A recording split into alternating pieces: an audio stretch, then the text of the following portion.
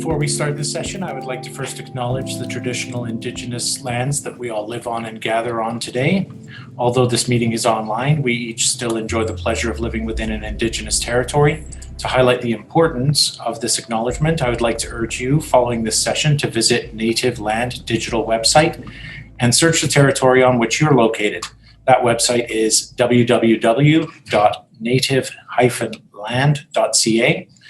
And thank you very much for joining us. Hello, everyone, and welcome to the session, A Systems Approach for Managing the Risk of Fatigue. This session has been kindly sponsored by our conference health and safety sponsor, WorkSafe BC, today represented by Kim Stubbs. My name's Will Heller, and I'm the safety advisor for performing arts and live events at the Actsafe Safety Association. We ask that everyone please remember to mute yourself in Remo before this session starts. Throughout the session, there will be a number of poll questions that pop up on your screen. Please take a few seconds to answer these questions. If you have any questions for Heather, we ask that you put them into the chat at the bottom of your screens, and Kim will be happy to pose them to Heather. And without further delay, let me welcome Kim Stubbs from WorkSafe to introduce our speaker. Thanks, Kim. Well, without further ado, I'd like to introduce you to Heather Kahle. She's the WorkSafe BC ergonomist. I'm actually Kim Stubbs, and I'm an occupational health and safety consultant at WorkSafe BC. So without further ado, I will introduce you to Heather and get this presentation started. Okay, thank you so much for that introduction.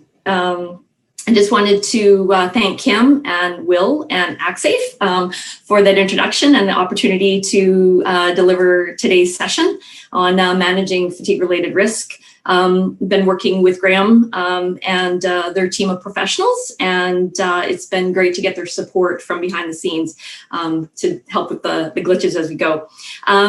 So fatigue right now, it's top of mind for a lot of reasons. When we roll back our clocks, when we spring ahead or roll them back in the fall, and with COVID, it's a topic that's getting increasing attention.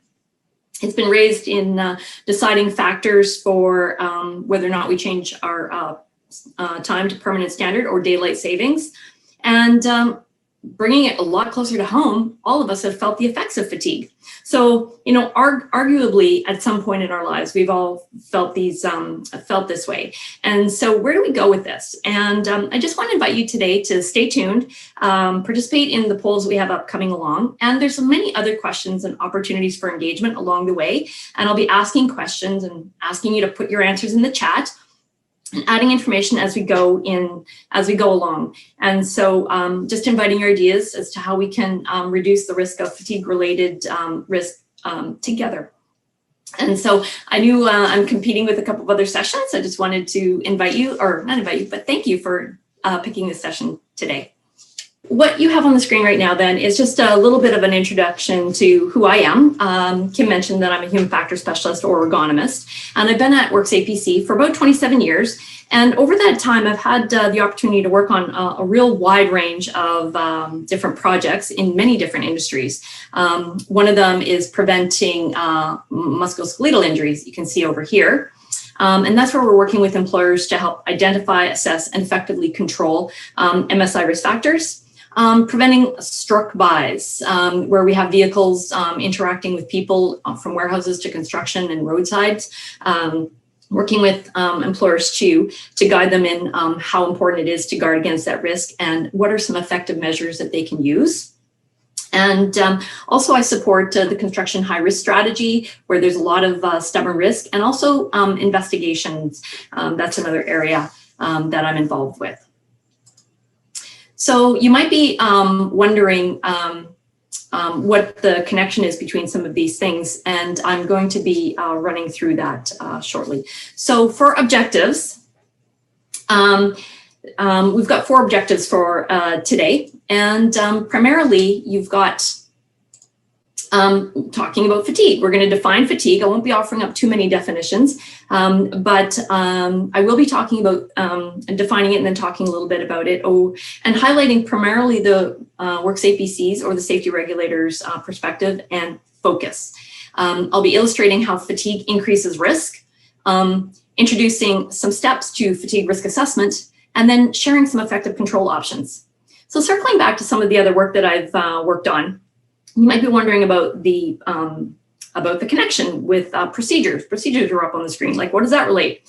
Well, we've been working with engineering companies and other health and safety companies and other companies in healthcare, where their starting point to mitigate the risk of fatigue was the policy or the procedure. So they've taken from weeks to months to write, long multi-page procedures that are defining roles, including long definitions, recommending certain steps and mitigating like the shift hours of work, like the shift schedule.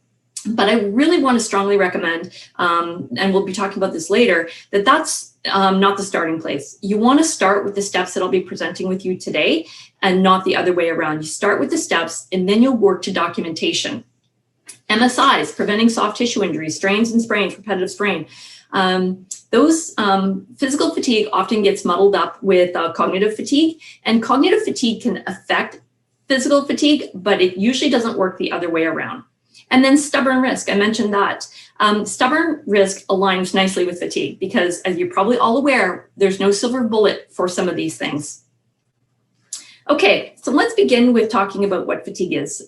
Definitions for fatigue abound, and they vary between industries, regions, and according to the professionals that are talking about it. There's no commonly agreed on definition of fatigue, but most definitions do incorporate both physical and mental factors. It's stated as usually a state of feeling tired, and we know that it affects physical and mental performance. And so curiously, there's some companies that like Transport Canada, like across all the modes of transportation, they actually have multiple definitions. In one, in aviation, they talk about it being a state that reduces mental and physical performance. But in rail operations, they talk about more the physical discomfort that can come from being fatigued. Fatigue is normal and it's expected, and it affects all of us. An important distinction that I'm going to be bringing out today is that it's not the hazard itself. For a long time, dating back for decades, in some industries, fatigue has been treated as the hazard. And that can take us down a trajectory that may not be that helpful. So when you have hazards in the workplace, you tend to want to measure them and you tend to want to control them. Well, if you measure fatigue and want to control fatigue, that's going to take you right back to the person and usually that narrow piece of the pie. So I'm going to be broadening our horizons around that concept today. And then we want to talk about fatigue as a contributory factor. And so let's explore just what that might mean. So on your screen, you have an x-axis and a y-axis, and along the x-axis or the y-axis, you have risk increasing as you go up, and then along the bottom, you have the task. And when we're performing tasks, I'm picking on driving today, you'll hear me talking about that a good amount, but it could be any workplace task. It can be operating a soundboard. It can be building construction sets. There's a lot of tasks that you're probably very aware of that it could easily swap out for. So it could be anything. So performing these tasks while tired increases the level of risk, or it contributes or influences the risk. So that's what I'm talking about. So question over to the participants. Are you performing or engaged in tasks that might elevate the risk of injury or an incident if you are tired? And if you have any thoughts or comments on that, just pop it into the chat. That'd be great to think about that. So you probably already recognize that certain tasks are far more vulnerable or susceptible to fatigue. So what causes fatigue? Now I'm going to pass the baton back over to Graham, not because we're having a glitch, but because we have our first poll. I'm going to ask our participants to populate what they think applies. Get you to select all that applies. So you see that on the screen. You've got skipping your morning coffee, poor quality sleep, warm environments, boring tasks. Okay, great. Wow, this is awesome.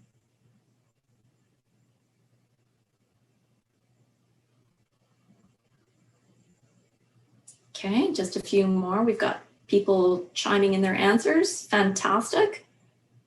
Fantastic.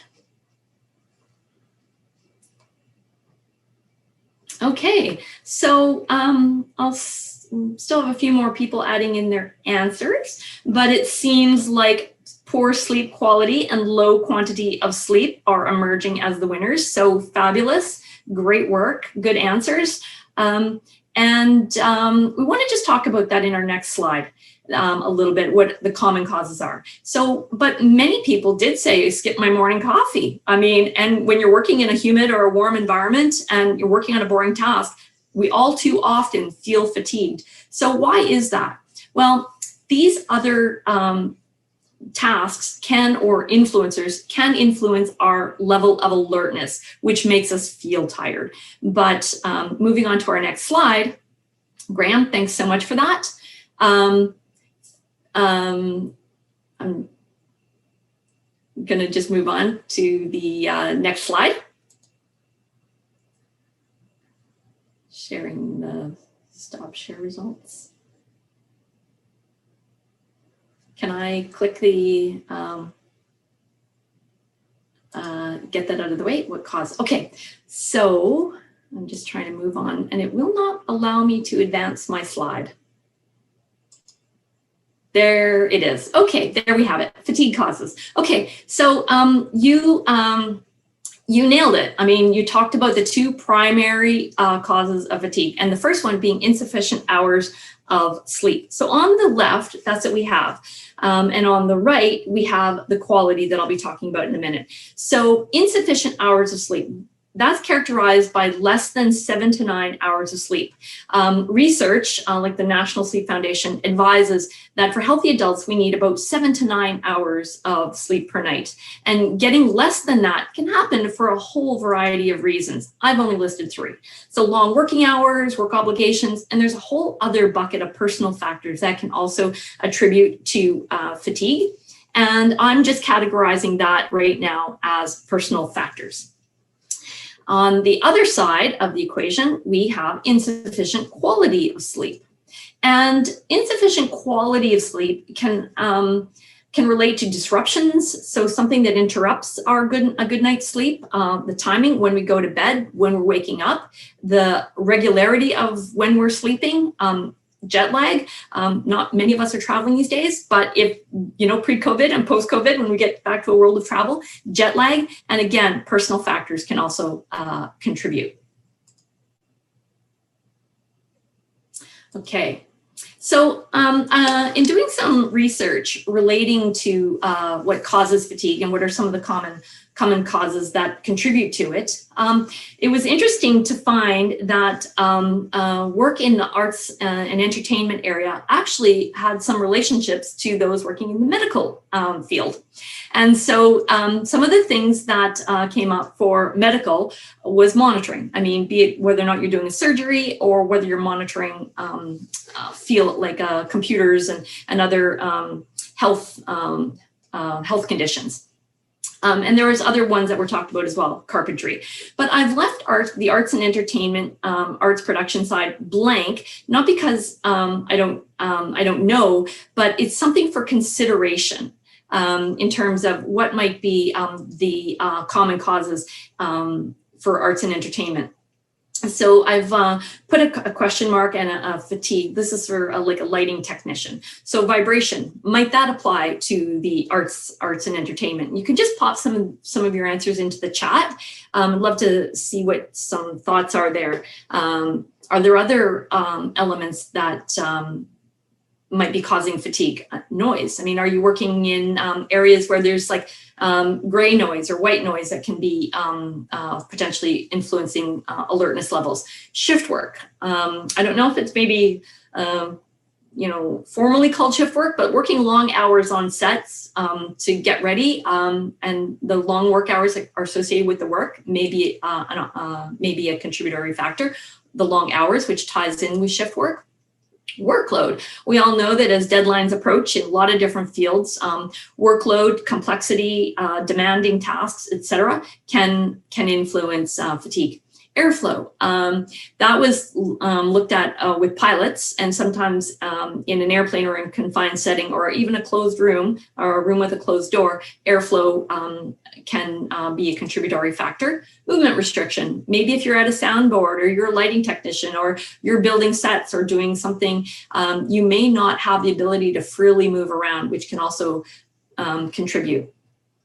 Temperature, working in warm environments or extremely cold environments can play a contributory role.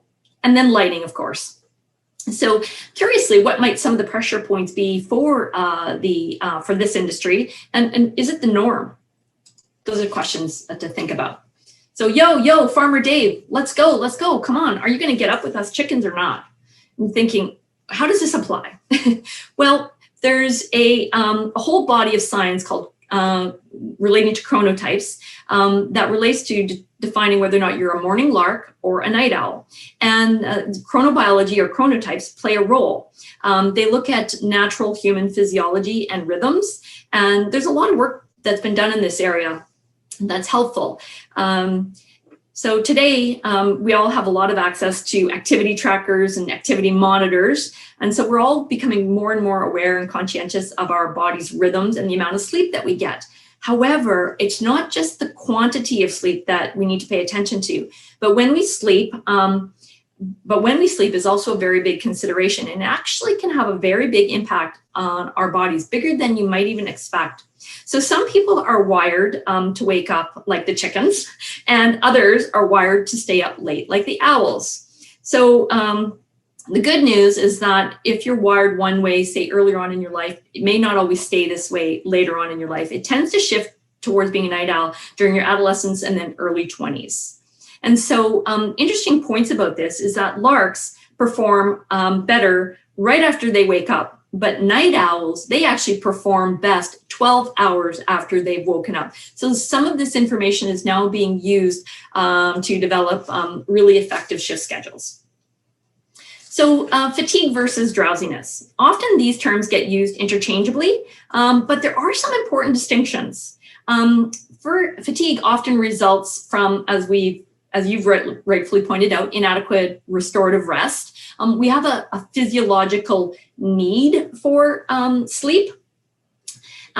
Disruptions in our daily body clock can influence it, and it's not reliably reported. There's been incidents in the news where you might have left the set, and we have an example of that, or a work setting, thinking that you're alert, and no, I'm not tired, because you've been engaging in conversation, you've been under the bright lights, you've been moving around. But then when you move into more sedentary tasks or driving home, perhaps you may not have accurately pinpointed how tired, in fact, you really are. And it's widely known that it's difficult to measure fatigue. So on the other side, drowsiness, that refers to the state that happens typically before we fall asleep. And it can be temporarily improved, as we talked about with caffeine and other alertness measures. It's influenced by many workplace factors, and it fluctuates throughout the day. And with that, it's difficult to report, because you might report in the morning and thinking you're alert and not drowsy, but then by midday in that post-lunch slump, now you're feeling fatigued or drowsy. So it would result in having to remeasure it multiple times throughout the day. So a key difference is that a drowsy person can actually be aroused to quite a high level of performance, but that's not the case with fatigue. If you're fatigued, you're fatigued. And a well-rested person, even though they've had adequate hours of sleep, can become drowsy. So we've got this feeling drowsy bucket, and we've been talking about that there's task factors that can contribute to it. Some of those task factors can include like monotonous work, monotonous or boring, if they're physically demanding, if they're like heavy, lifting heavy weights or awkward loads, high concentration tasks where you can't leave the soundboard or the computer screen for long hours, if it's repetitive or routine or complex. There's also environmental factors, and some of those could include lighting, noise, vibration, temperature, humidity, low stimulation. These are all environmental factors. And then, of course, scheduling. That could include some things that I've already mentioned: overtime, long hours, irregular hours, and of course, nighttime work. And although I don't talk a lot about it during this presentation, there's also another set of influencing factors, and those are personal factors. And the thing with feeling drowsy, we've talked about, it fluctuates. So you can begin feeling maybe a low amount of drowsiness that's easily mitigated with a cup of coffee or opening up a window, but it can increase. So I'm going to talk a little bit more about alertness now. The body's clock, it's our circadian rhythm. It works in cycles, and it's influenced by the amount of light and dark that the body is exposed to. So along the axis, you've got relative alertness. So that's going to be fluctuating, going up or down. And then I've got the little degradations on, or the gradient screen that you see starts at midnight, goes all the way to midnight on the other side of the screen. And that's our circadian rhythm right now. And it basically reflects our body's tendencies to want to sleep at night, nap in the afternoon, which is this right here, this little dip right here, and then feeling drowsy. So this is drowsy over here, and we have another drowsy peak here, and down here is fully alert. And this is our post-lunch time dip. So our circadian cycle is divided into two subcycles of about 12 hours, the first and then the second. And our first longest period of sleepiness occurs, as you can imagine, at night and around the time that you're going to bed. And it's the deepest between 3 and 6 a.m. This is a time of day when your metabolism, your body temperature are at their lowest. And consequently, so is your alertness. And so your mind will feel sluggish, and you may be a little bit clumsier in your activities. And then we have a second period of sleepiness, which often occurs 12 hours later between 3 and 5 p.m., often called the post-lunch dip, as you can see on your screen. So this period is much, much shorter. It's the mid-afternoon slump. And contrary to maybe popular belief, it really has nothing to do with the heat of the day or digesting a high carbohydrate meal. Studies have shown that people who live in warmer climates, like closer to the equator, they too experience these similar troughs and feeling afternoon or sleepy in the afternoon, even though they may not have even had lunch. Okay, so alertness rule of thumb, we've kind of covered this off a little bit. So 3 to 5 a.m. is our lowest level. Any takers to be brave and say what is the next lowest level of alertness? Just pop it into the chat and see if you can get it. We talked about two areas of the day, 2 times of the day when you're at your lowest level of alertness. The first one is 3 to 5 a.m.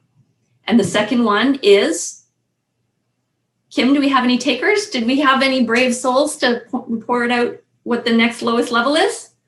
Quite a few. 3, okay. 4, 11, 13 to 1 o'clock to 3 o'clock.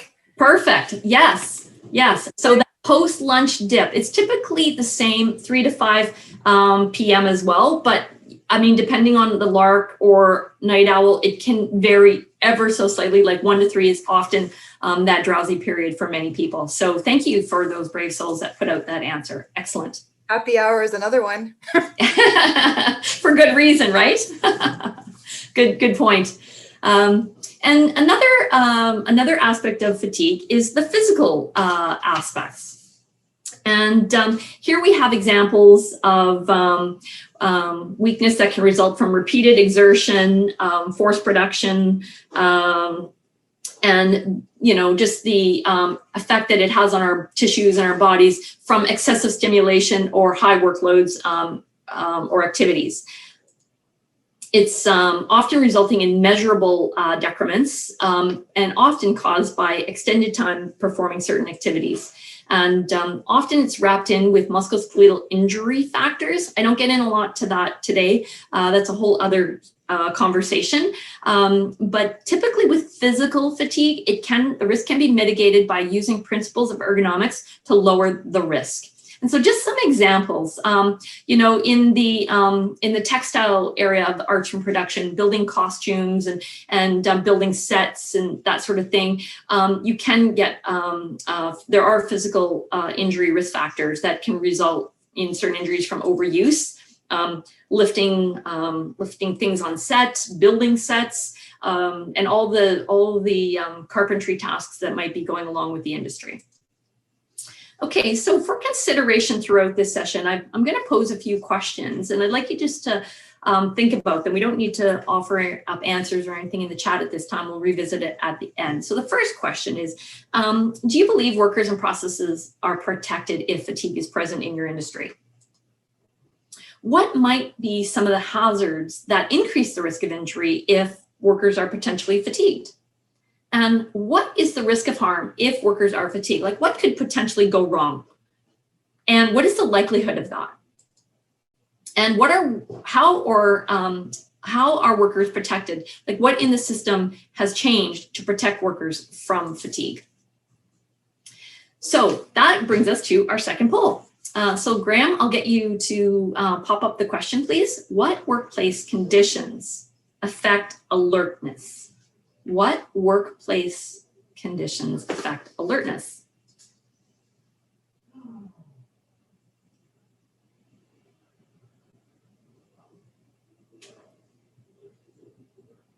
Excellent.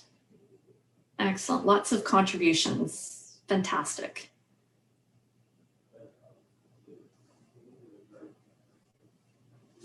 Okay, answers are still rolling in. You can see the answers increasing. And I see dim lighting and repetitive is taking the lead, or is shift scheduling taking us? They're neck and neck, they're tied. Okay, excellent. All right. Okay, well, again, fabulous contribution. You have really harnessed a lot of the correct answers. Shift scheduling, dim lighting, vibration, temperatures, and repetitive work at the forefront there. And so excellent work at that. But a little tricky part to this question, I was talking about workplace factors. So dog barking or any of those things that disrupt our sleep at night, they do influence, but I was more pointing at workplace factors. So that's, unless, I mean, maybe there are some places in your industry where you have dogs barking. So that could be why that answer did emerge at 16%. And then heavy lifting. So physical movement doesn't tend to influence cognitive fatigue, but people are not wrong in picking heavy lifting. It's probably not one of the most predominant factors, though. It's fairly widely known that movement can help increase alertness. So heavy lifting or any movement can be a very viable option. Okay, so Graham, I'm gonna take this poll off the screen now, and I'm going to try to share my next slide. You just take a second, I think, for the poll to kind of come down. Okay, so there we have it. So we're gonna jump into the next section of the presentation, talking about fatigue risk and the potential for harm. Okay, we've seen this graph before to some degree. I was sharing it with the driving task. And so performing tasks, we know every single task involves some level of risk. It could be low or it could be high depending on the task. And we know fatigue increases the risk of having an unsuccessful interaction with hazards in the workplace. And so we've talked about driving. If you consider driving, it's a highly routine, overlearned task. And with more and more gadgets in our cockpit, the driving cockpit, you have minimal novelty, and drivers are often in a sedentary position across many modes of transportation, not just driving, rail, aviation, and many others. And so these routine tasks performed by drivers are actually quite vulnerable to fatigue. So I was poking around and looking at some of the tasks that sound technicians are involved in, at least what's reported on the internet.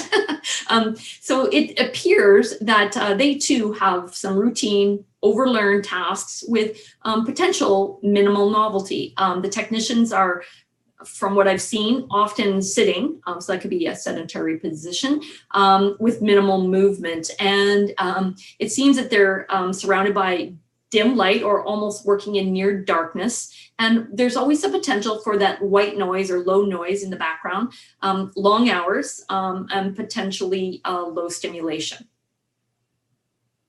So with these bars on the graph, you can see that with less and less sleep, the risk grows substantially.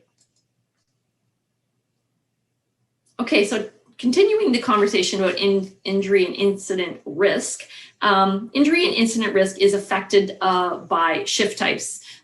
Successive night shifts tend to carry higher risk, as you can see from the graph. Going from your first to your fourth, you can see more than doubles the risk.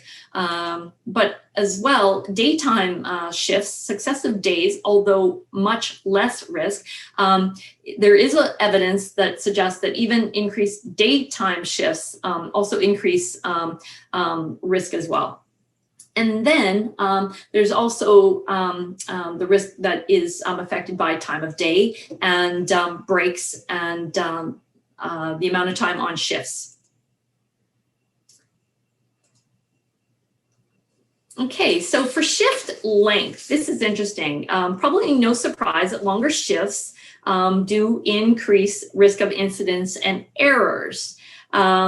Risk increases almost in an exponential fashion shown here with more time on task. And so you can see, curiously, that in the 12th hour, the risk is almost more than double the risk that you would have in your first 8 hours. Okay, so let's look to some hazards and some potential consequences. So understanding the link with fatigue and incidents is really important, actually. I'm drawing on 3 local examples, and this first one involves some paramedics. It's on the top left of your screen. The investigation reported that the driver likely had fallen asleep at the wheel while trying to navigate this rural, windy road at approximately 5:30 in the morning. And curiously, the paramedics had been off duty only for 5 hours when they were paged to go back to work in that window of circadian low between 3 to 5 a.m. So unfortunately, while they were doing the transfer from a rural hospital to an urban hospital, unfortunately, the ambulance went off the road, overbalanced on that concrete barrier, and tumbled down the embankment. In a second incident that I want to share with you, we had an engineering, UBC engineering co-op student working on the Sea to Sky Highway project that following 8 consecutive daytime shifts was now embarking on his journey home. And he was driving from the project to his home in Maple Ridge, so it was a 2.5-hour commute approximately. And sadly, the vehicle left the road and the driver did not survive. And then there was a final one that was in the news a while back, the Riverdale incident. And in most contexts, it's not a surprise that workers are driving to and from work. Maybe a little less of that going on now with COVID, but often crews in the arts and entertainment area can work longer shifts. And following that incident, there was a statement made to be mindful and make sure that you're not tired. But as I've already alluded to, we're really poor as people predicting our levels of fatigue. When we're on stage, under the bright lights, engaged in conversation and movement, we probably feel alert. But it's when we get into our cars or get into more sedentary, low lighting environments where drowsiness can be a real concern. Some of you may be familiar with this next incident, and no surprise that it's been identified as a contributing factor in incidents and injuries and death in a wide range of settings. We know there's significant increases in work-related risk with decreasing hours of sleep, and on the other side, increasing weekly hours of work. So this is independent of industry, occupation, type of pay, your gender, age, education. Some of the most serious incidents in the last 3 decades have been attributed to fatigue. And here, I don't know if anyone remembers this one, but you might recall what the headlines first reported out on. Fatigue caused this crash. But I know firsthand from being involved in the investigation that in reality, we uncovered non-standard controls and lack of sensory feedback to the driver. So the driver was actually able to go down the low heat highway with the forks raised and was not aware of no vibration or minimal vibration and lack of awareness that this was even a factor. So in uncovering these other factors, non-standard controls and low sensory feedback, you can imagine, like we talked about before, you have a certain level of risk associated with these controls and feedback. But now if you add a fatigued driver to it, you're going to have increased risk. So just a question that you can think about is how fatigue has affected your industry group. So some of you might be familiar with this diagram, often considered to be the Swiss cheese model from James Reason. And you're going to be maybe curious, how does this relate to fatigue? And I'm going to take us through a couple of slides that will describe the relationship. So we want to consider in the work environment that there are defenses or layers of cheese that act as layers of protection. And ideally, the layers initially don't start out with holes in them. Maybe it's a concrete wall or a slice of cheddar cheese. Each slice represents a defense. So something in place to keep people and processes safe. So maybe that's industry practices, procedures, workplace design, organizational standards, professional knowledge, expertise of team members, communication. And you can probably list in the chat, what are a few other measures that prevent injuries and mishaps? And just could list them in the chat box. So these layers or defenses guard against or defend against injuries and losses. But in every workplace, we know that there are weaknesses in the layers shown as holes. And these holes, when they line up, permit hazards to get through. And it's the holes that represent weak spots or vulnerabilities. And some vulnerabilities in some industries include poor training, no training, the wrong tools, low maintenance, no maintenance, poor lighting, no lighting, poor hiring practices, mixed messages, shifting responsibilities, poor role definitions, and the list could go on and on and on and on. So there's a couple of key points from this diagram that are important. Multiple independent failures align with hazards, allow it to get through. And to improve performance, we want to improve the defenses and shrink those weak spots, ideally eliminating them. And so I want to tie this into this incident where we had a mobile equipment operator reversing into a worker and it resulted in serious injuries. And so question to the audience, what are the potential defenses? Can you just pop some answers into the chat? And Kim, can you just read out what some people are coming up with? What are some things that are potential weak spots when it comes to hitting something if you're driving a forklift or any kind of mobile equipment, even it could be a car in a yard? What would maybe be some weak spots? So we've got bad visibility, lack of visible safety reflective gear, blind spots on the equipment failure, crowded driving area, poor lighting, road surface, no mirrors, visibility of the obstruction, poor attention. So quite a few examples. Excellent. Wow, that's fantastic. Okay, you guys completely nailed it. You have, not sure who's watching and paying attention, but those are some fabulous answers and some key people to put on the team when it comes to looking at how this all relates to fatigue. So excellent, excellent. And so these are sorry, those were, sorry, Kim, did I wondered if I reversed my questions because I want to know about weak spots and I want to know about defenses. Were we talking first about defenses? or these are things that are weak spots? Anyways, there was a lot of good answers, but usually the flip side of the answer can be the problem. So there was a lot of answers listed in terms of, I think, not being able to see the hazard, poor lighting, that sort of thing. And those defenses, or those weak spots, can actually flip them on their head, can also be defenses. So better lighting, driver training, providing a camera, instructing on where the pedestrian pathways are, installing or fixing cameras, having pedestrian-free zones. So I'm just trying to illustrate the concepts there of defenses versus weaknesses. Yeah, sorry, Okay. it was a lot of weaknesses listed. It was the weaknesses. Okay, and then when you flipped it on its head, it became defenses. And so for this example, you've got a hazard. And in our case, we were talking about working near mobile equipment.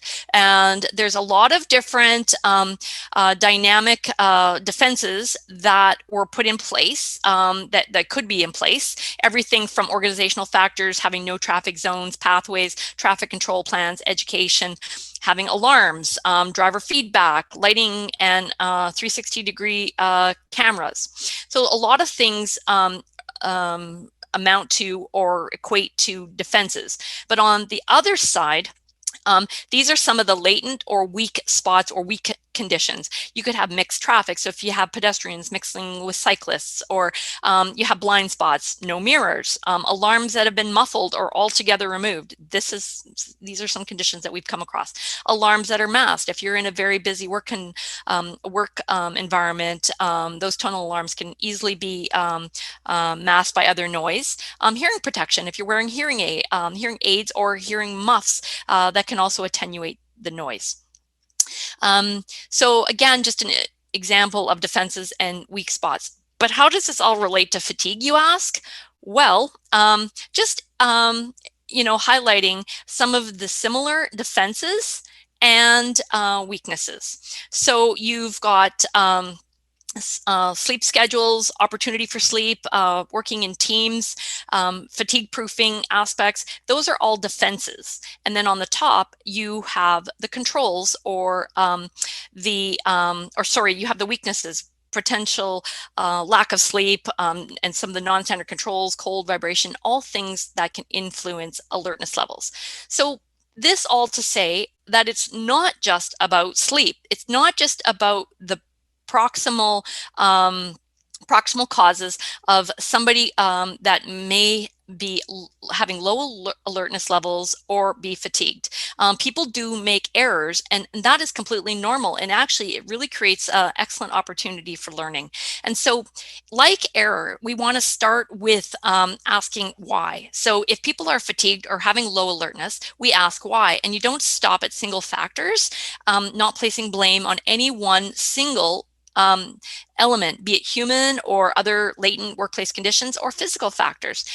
Incidents they're marked by two primary characteristics. Number one, they're dynamic occurrences. So there's never usually a set of static conditions that result in an incident. And number two, there's multiple weaknesses in every workplace system. And then when they align up, the hazards can get through. So a picture to describe that it's not just about sleep. You've got work task factors, you've got workload demands, you've got work environment factors, work duration, a host of factors that potentially play a role. Okay, so Graham, over to you now. We're going to bring up poll question number 3. What time of the day is the risk of injury most elevated? So I'm actually looking for a single answer. The time of day that the risk is most elevated. I'm just highlighting most for you.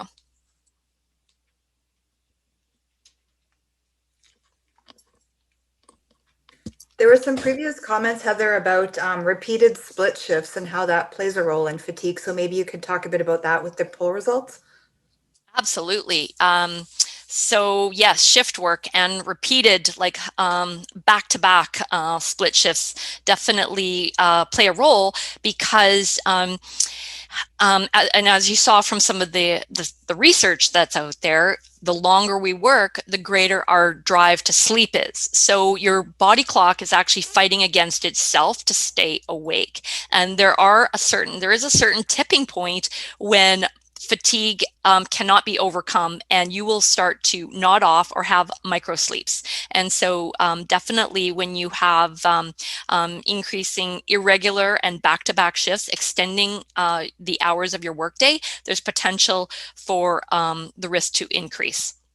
So the winner, excellent, is 2 to 4 a.m. or 3 to 5 a.m. Like there's just a slight variation. I wouldn't be so rigid in 2 to 4 or 3 to 5. But yes, that is the winner. It is the time of day that is the most, the risk is most elevated. And so ideally what we want to do with that is limit safety critical work or work that is highly vulnerable to fatigue. The second window of injury when the risk is elevated is in that lunchtime slump. And I see that comes up as the second winner. So good reporting out on answers, and that was really accurate. Okay, Graham, I'll ask you to take down the poll now, please. Thank you so much. Heather, you can just close that window whenever you're done looking at it. Okay. Thank you.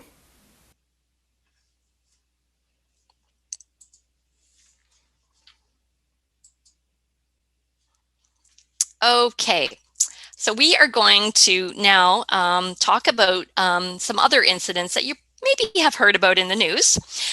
There's a few historical catastrophic events that cite fatigue as a contributory, if not causal factor. Chernobyl happened back in 1986 in the wee hours of the morning at 1:23, and more recently, BP Texas City, 2005. And there are many other historical catastrophic events that have definitely been very widely associated with fatigue. And anyone, some brave souls out there, can rhyme off 2 or 3 or 4 or 5 or 10 others.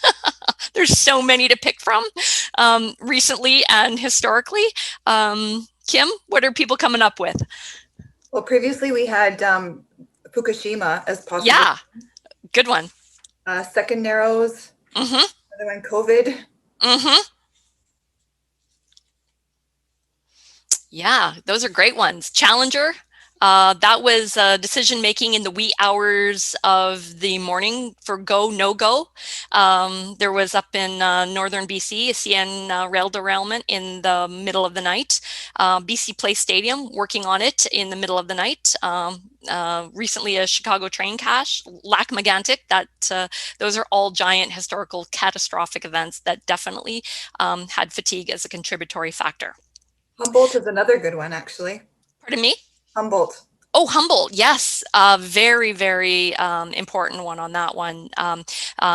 Truck and it relates to the industry that's probably most susceptible to fatigue because of the environment that is uniquely susceptible to fatigue, being monotonous, and especially driving across the prairies. And yeah, there was a lot of things going on with that one.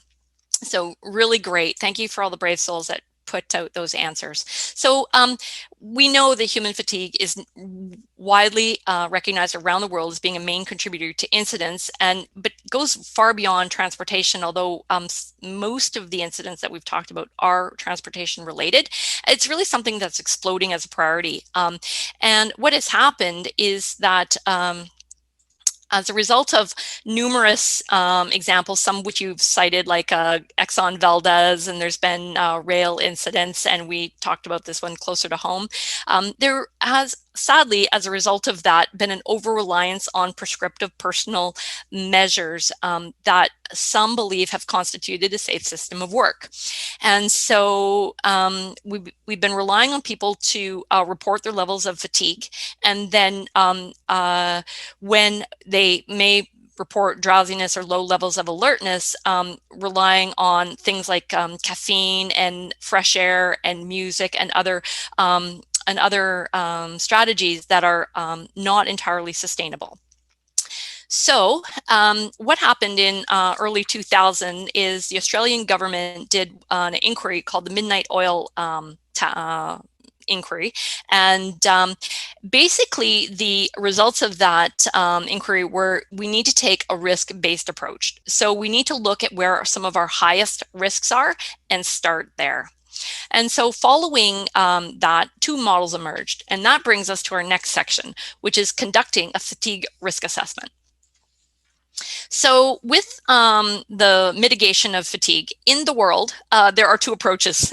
With some areas where we're trying to mitigate risk, ergonomics, like we're trying to get rid of musculoskeletal injuries and trying to promote safe driving and that sort of thing. There's a myriad of approaches to do it.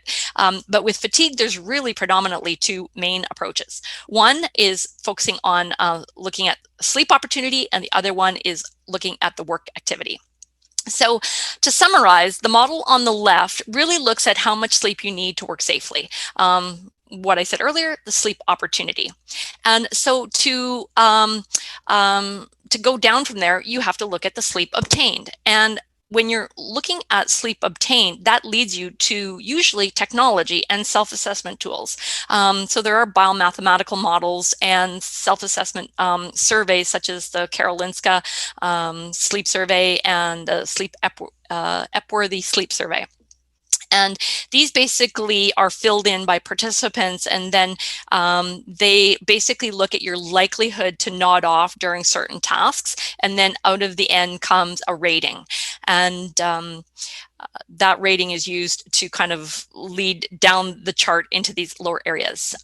Other methods to get at the sleep obtained is telling somebody. However, we know with authority gradients, sometimes that can be different. And just merely having a conversation about having a good night's sleep, while it's important, and we know it's on the health and wellness spectrum and it's absolutely recommended, and need to applaud people for getting sleep, but the conversations have turned into applauding sleep, similar to like eating a salad, like with the health and wellness aspects. And so while it's good and recommended, it's not the only strategies out there. And interestingly, it's actually not compatible with the safety regulator and other regulators around the world whose mandate is to keep workers and employers and processes safe. And so safety is a shared responsibility, not just a worker responsibility. Employers and safety regulators don't control lifestyle factors and issues and, things that are going on like blinds and dogs and babies and other things can influence our sleep. But we do have an influence over workplace hazards. And so that's a real important point to make. So then it leads us from sleep obtained into fatigue-related symptoms. There are certain signs and symptoms emerge when one is feeling drowsy. Can be like eye closure, head nodding, errors, slow reaction times, etc. And so what this process often amounts to is having a coworker or a supervisor trying to observe for fatigue-related symptoms, which, as you can imagine, may not always go well because those things are difficult to detect. And on top of it, they may be too late. If you're sitting beside somebody who's at the helm and they're nodding off and they're, be it, trying to create a wonderful musical or sound or lighting experience.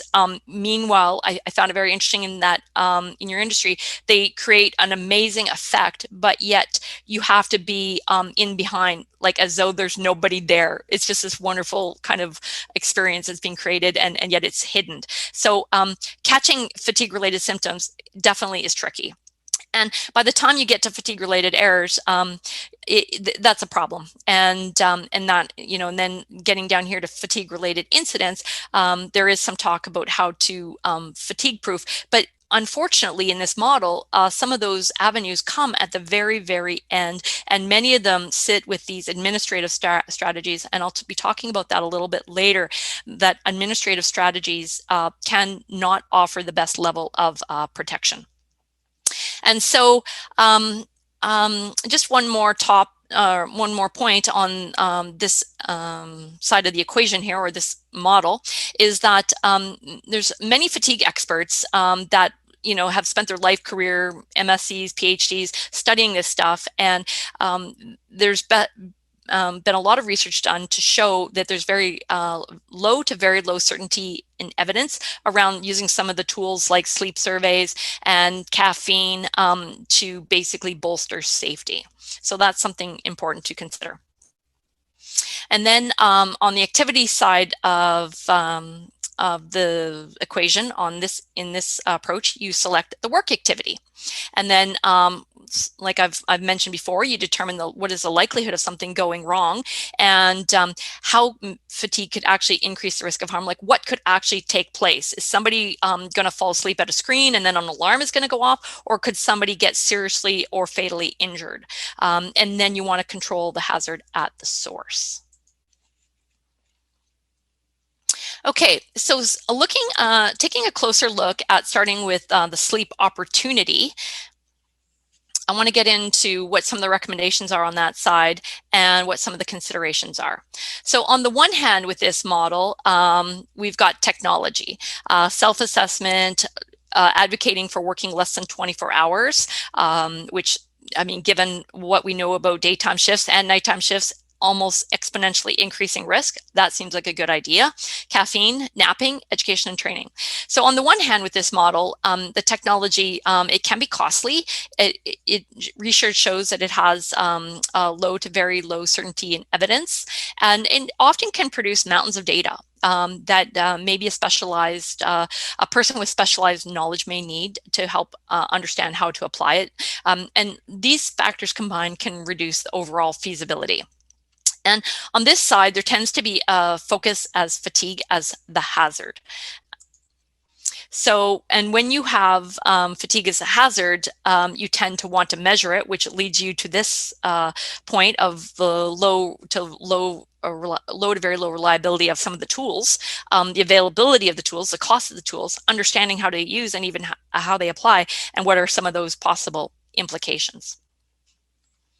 Okay, so looking at the other model, taking a look at tasks, what kind of tasks are we talking about? We're not talking about just any task. We're talking about tasks that are particularly vulnerable to fatigue. And so this involves 3 steps: selecting a task that's vulnerable or susceptible to fatigue. And then for each task, assess whether or how the fatigue increases the risk of harm. That's looking at the consequences and determining the likelihood. So example, if there's risk of falling or crashing or some other serious outcome, what's the likelihood? Is it low or is it high? And you might look at determining whether it's low or high based on frequency, exposure, or duration. So if you're regularly exposed to a task, like throughout the day, that's high frequency.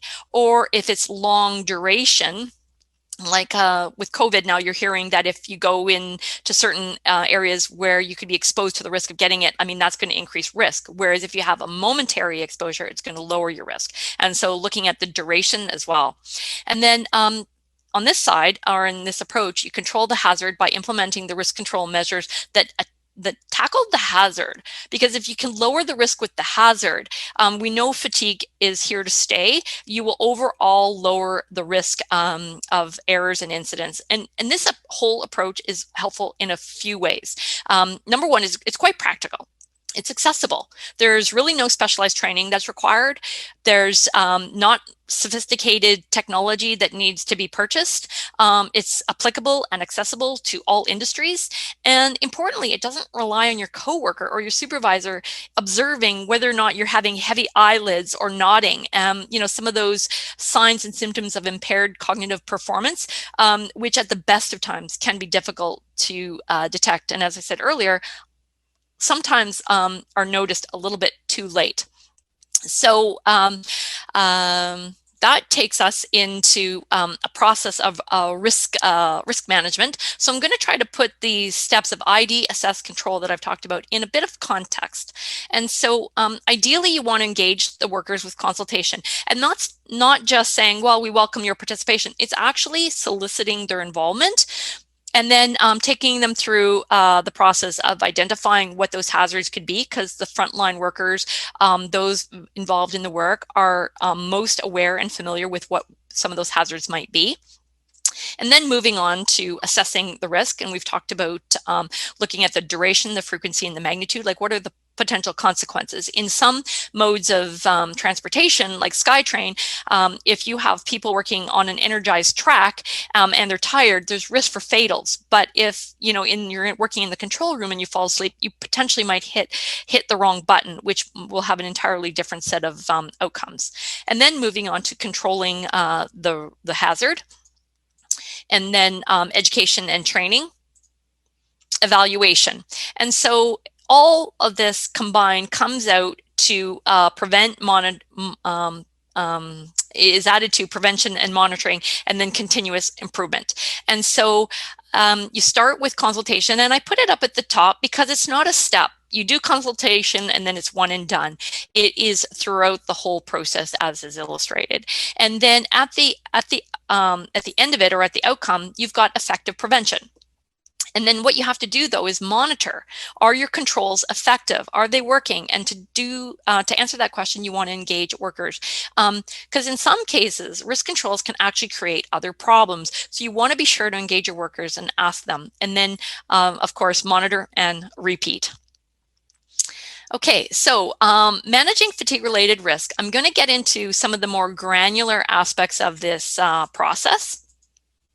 And so first step, we have identify. Identify tasks that involve aspects or steps that are sensitive to fatigue. Do you have certain activities that rely on actions that we know are susceptible to fatigue? And I've listed some of them here. Sustained attention or vigilance, communicating complex information, tasks that rely on memory, driving tasks, working at heights, decisions, information processing, doing mental calculations. Those are a few that in the literature are very widely known to be susceptible to fatigue. Then going on to step 2 is the assessment piece. So for each of the tasks that you've identified, and you start with one that may be the most vulnerable, you answer the question, what could go wrong if workers are fatigued, and what are the existing barriers, if any, that could prevent a fatigue-related error? Good questions, because sometimes maybe there are some defenses that are already in place that are intended to be helpful, and maybe they're not working as effectively as they need to be. Or maybe new workers have brought in and they're not aware of the defenses or how they can be useful to them. And so asking some questions here look like, how does fatigue increase the risk of harm from the hazard? I mean, are you going to omit a step, make an error, miss a signal, do the wrong action on maybe the right control, or maybe it's the wrong control, the wrong button. Maybe you don't even have action. You've missed some warning signal in your environment that causes you not to take action. That's really helpful. And then moving on from there, we have control.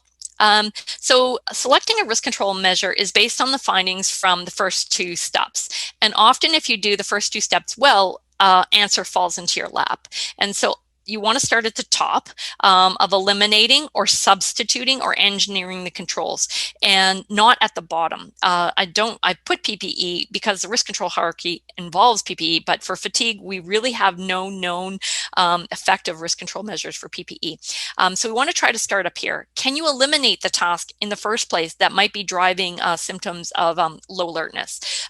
Or can you change the task, substitute it for something different using a different tool? Sometimes in nursing, they're in dark environments and they're on a monitoring maybe breathing or heart rate or something, and maybe there are other ways of doing that, turning on the lights or having conversations, more frequent breaks. Those are all avenues that would help to improve alertness and mitigate the risk. Okay, so I've listed I've shown some illustrations here from the industry, but I'm curious, what are some other examples of tasks in your industry that might be vulnerable to fatigue? And can you just pop up some answers that people are maybe coming up with? I know I heard of an incident in 1997, again, driving home from work, the driver lost control of, it was a cameraman who had lost control of the car driving home after a considerably long work day. It was upwards of 19 hours. So are there other tasks that you're seeing in the chat window, Kim? Yeah, so definitely a lot of talk about long shifts and then drives and commutes after a shift.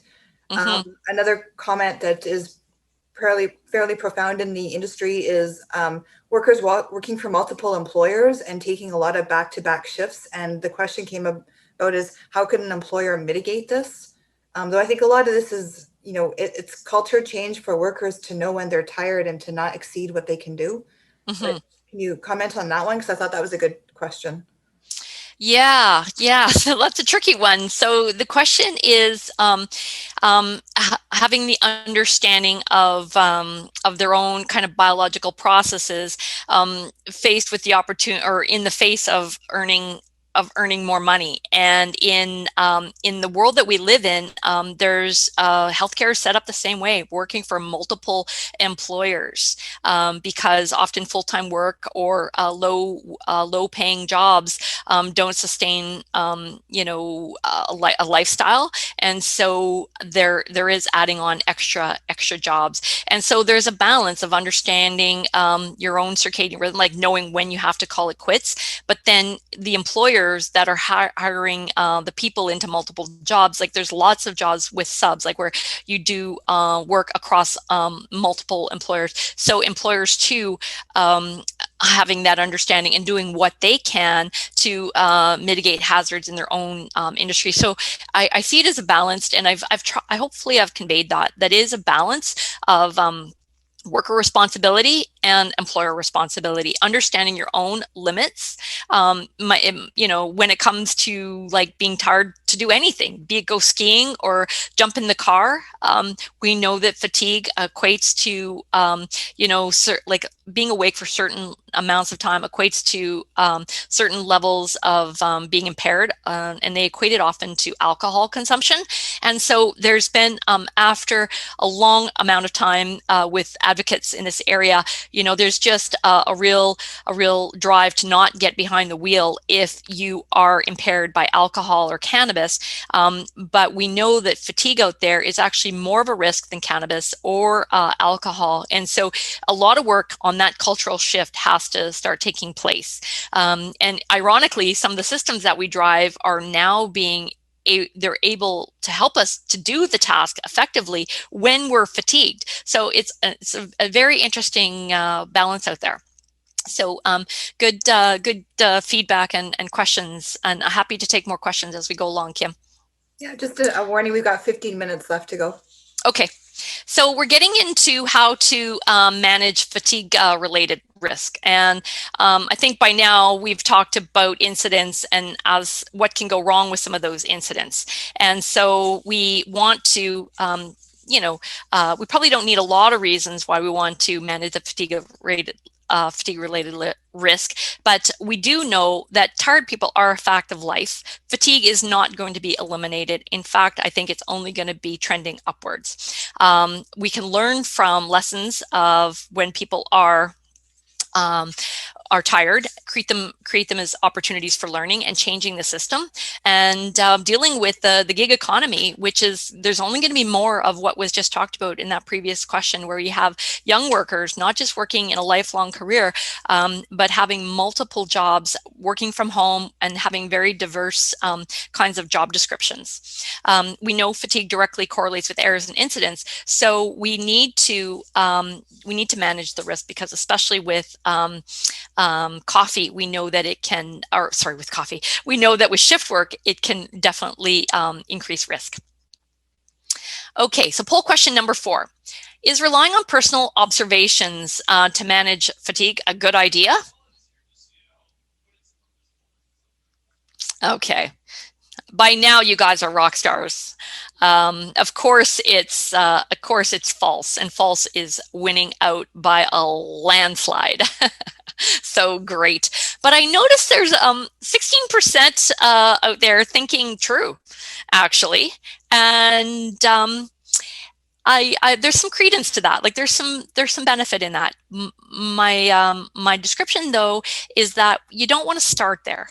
It's not wrong to observe if somebody's, nodding off or drowsy eyes and approaching them. Absolutely a good thing to do, but we don't want to keep our system safe by relying on that measure. So as a primary method, it's not effective. Okay, thanks so much, Graham. Great job, everybody. Okay, so there was one measure or alertness measure that I didn't actually list on the hierarchy, and that's caffeine, but I did want to talk about it briefly. So fatigue or caffeine definitely plays its role with fatigue, and it can be effective for many, many people. It's been shown to increase alertness. It improves reaction time. It works quickly, and it lasts for a decent amount of time. And so for all of these reasons, it definitely plays a role. But on the disadvantage side of things, I mean, caffeine is addictive. And while it keeps us alert, the flip side of that it can be that it delays sleep. And so, it can cause jitters, it can cause anxiety. It's a mild diuretic. We've probably all had times when we haven't had our morning coffee or timing of coffee at the right time of day and get a massive headache. And there's other withdrawal symptoms that are also attributed to caffeine. And it also can impact on sleep disorders. So while it has its role, it's like the previous question, what is the role about working multiple jobs? And it's like, what is the role of drinking multiple cups of coffee?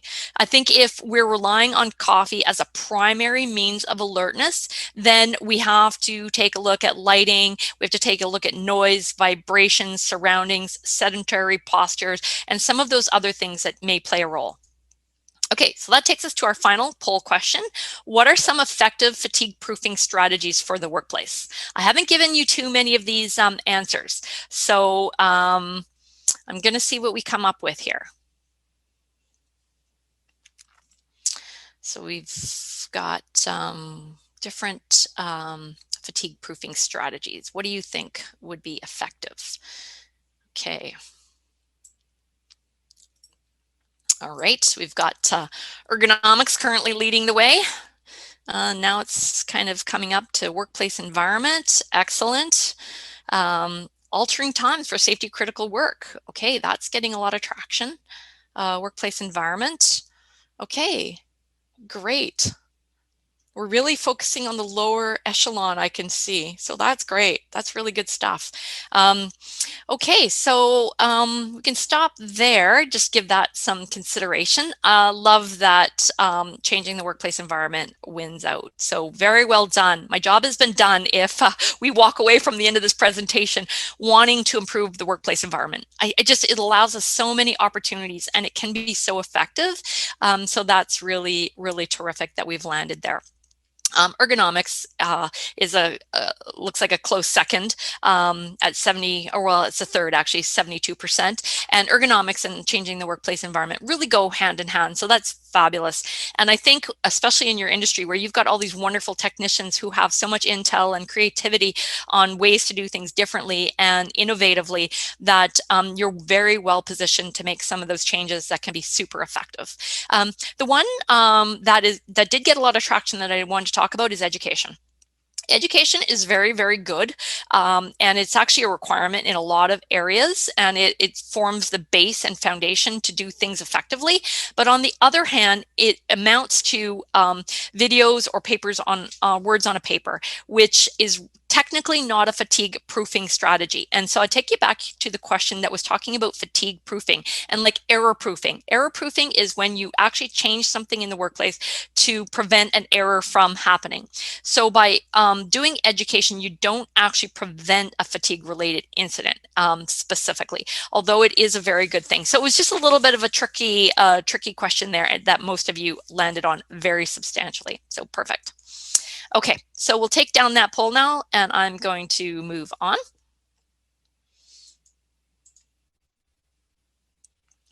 Okay, so some just additional steps. are not under fatigue proofing, but having a reporting system. So if you can implement some sort of reporting system, that would be fabulous to capture those learning opportunities and reporting near misses, should there be. Capturing these near misses are absolutely the best way to learn and improve the system. Okay, so back to our questions as we're winding down our session. Are workers and processes protected? We've talked a lot about split shifts and back-to-back shifts and that sort of thing. So that's maybe a great starting point. Are you protected? Are workers in your industry protected if you have these kinds of things going on? What are the hazards? So there's work schedules. Work schedules are not the hazard, but they are a contributory factor. So if you're doing split shifts and working like on set with tools or a sewing machine or lights or sounds and working at height, what are those hazards? What is the risk of harm? I mean, is it falling or is it getting a paper cut? Like, that's just a small, simple example, but it shows the differences in levels of risk.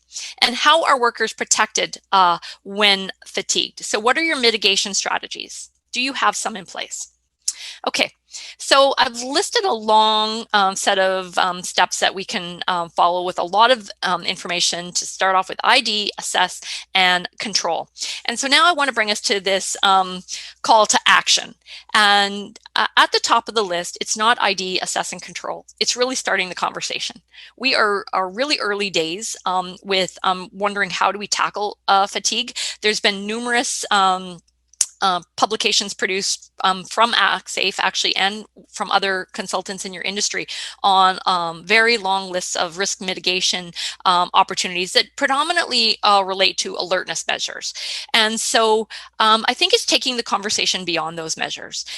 So maybe establishing a team. Can there be a key point person that can serve as a repository for information and documentation, and trying to engage the workers early and following up on those conversations of split shifts and other hazards that may be present that you're working with that could be particularly vulnerable to fatigue. And then set your priorities. There's only a certain number of hours in the day and a certain limited number of resources. So we don't want to go off in a scattered direction. We want to go off in a focused direction, setting priorities and starting at the top of the list and talking to workers and establishing what those highest priorities are.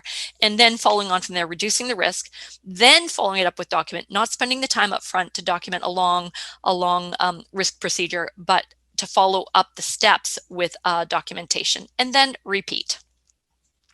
Okay, so that call to action kind of concluded our session, and I've listed for you a number of resources. We've got a paper that we draw on quite a lot that basically is the starting point for the task-based approach that I talked about. Down here, you've got a number of Actsafe resources. The Speaking of Safety, Managing Fatigue When You Are Working Long Hours, and that was specifically focusing on workers in the film and arts and entertainment domain. And then other jurisdictions too, Australia, the UK, they have produced a lot of good information on how to mitigate the levels of risk of fatigue in the workplace. And so we've offered up some of those. And there's the publication I was referring to from WorkSmart, mitigating the effects of fatigue in an injury fatigue on injury risk in the film industry. So there's a very industry specific resource for you. Okay, and so I just want to leave my contact information for you, and feel free to reach out if you have additional queries or concerns, comments on the presentation or the material. Definitely would welcome that. Going back to your call to action slide, Heather, I saw a great comment that said, can we change the conversation from an economic one to a moral one, which is a great call to action. Absolutely. If in so many domains, if it wasn't always about the economic conversation and it was more to the moral, we will have probably a little bit greater success in being effective. The the framework around that, though, is that economics is always going to be part of the conversation. So I think where we can bridge that is how mitigating the risks, be it reducing soft tissue injuries or the risk of fatals from falling from a roof or fatigue, equates in it fits into the conversation on economics. It's good business sense. It's not just because we feel better at the end of the day, which is giant, and then we're actually more productive and able to make less errors and cause less problems and ultimately create less cost for the industry. So I think the two conversations go hand in hand and can really be beneficial to save money and increase safety. Any other comments from you, Kim? That from the participants? Any other hands up or thoughts? One question about if will this presentation be available? Yeah. So at the end of this, I know that there was some interest in the slides as well as the bulletin. WorkSafe BC has put together a bulletin on this topic, and I'll be making those two things available.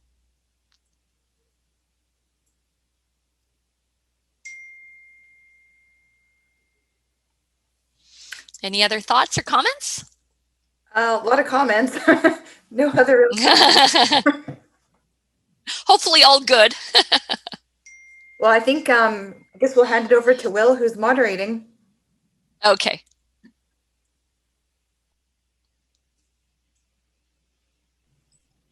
Thank you, everybody, for your participation. It made it a lot of fun to hear all the answers and have all the questions. Appreciate that. Great. Yes. Thank you, Heather, so much for an engaging. It was very much a conversation session if you had a chance to keep an eye on the chat. So there was a lot generated from the people who were here. So thank you very much. Absolutely fantastic. Thank you, Kim, for managing that conversation as well and for your participation in the session. Once again, big thanks to WorkSafe for their sponsorship and for providing both Kim and Heather today for the session.